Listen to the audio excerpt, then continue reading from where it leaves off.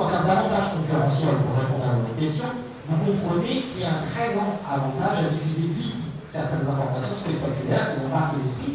Et en plus, nos collègues belges viennent de démontrer qu'elles étaient, les fake news, plus facilement mémorisées par le cerveau, parce qu'elles sont spectaculaires et qu'elles frappent. Donc vous voyez, on revient à cette histoire de concurrence. Il n'est pas certain dans cette concurrence généralisée, ce soit toujours les produits de la science qui l'emportent. Parce que le temps de la science, ce n'est pas le temps médiatique. Il faut quelques minutes pour déclencher une alerte, par exemple, pour être donneur d'alerte, il faut des mois ou des années pour le faire, cette alerte. Ce qui constitue évidemment un embouteillage des craintes au bout d'un moment.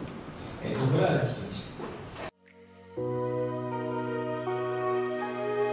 Le point essentiel, un des points essentiels a déjà été mentionné, c'est la question de l'asymétrie de motivation que je mentionnais, le fait que les groupes qui sont souvent minoritaires arrivent à faire valoir leur point de vue, c'est un peu à cause de nous tous.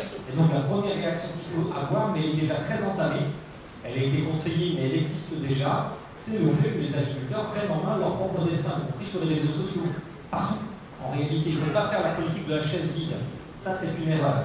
Et je dis que ça a déjà commencé, d'abord parce que j'écoute le témoignage, je vois qu'il y a une formation etc., mais parce qu'une affaire récente, on évoquait tout à l'heure, autour du glyphosate et de deux reportages qui ont paru contestables à certains, a donné lieu à une polémique sur les réseaux sociaux.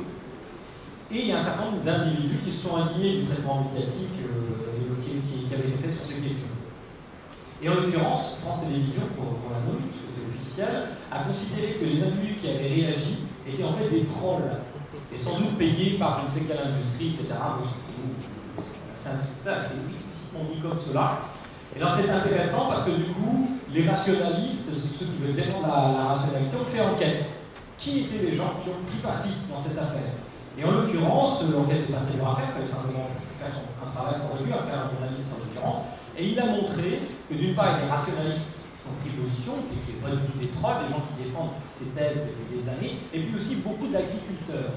Voilà. C'est un peu une surprise, ça veut dire que ça y est, la bataille est engagée. Donc je l'ai très vite là-dessus. Le deuxième point qui me paraît essentiel, et là ça relève plutôt, je pense, du niveau syndical national, c'est de prendre langue, d'une façon ou d'une autre, avec les grands opérateurs d'Internet. Parce que dans ce supermarché, il y a une décision de savoir qu'est-ce qui va être achalandé, mis en tête de gondole parmi toutes les informations.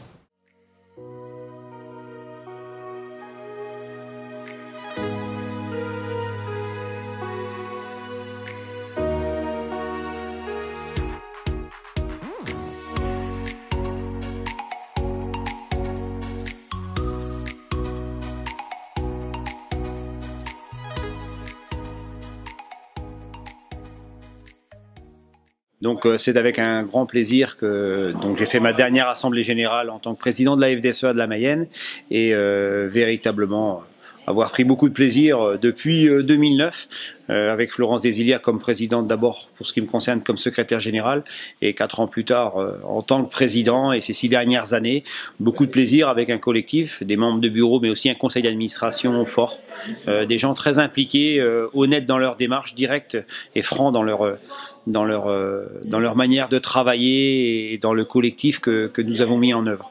Maintenant, j'ai toute confiance, après moi, à ce qu'il puisse y avoir une nouvelle équipe qui se mette en place et prépare activement, met en œuvre les projets que nous avons définis, en met d'autres en place à compter ne serait-ce que du 21 juin prochain, et puis recréer un nouveau groupe, une nouvelle dynamique, de nouvelles idées à l'horizon des élections FDSEA de 2020.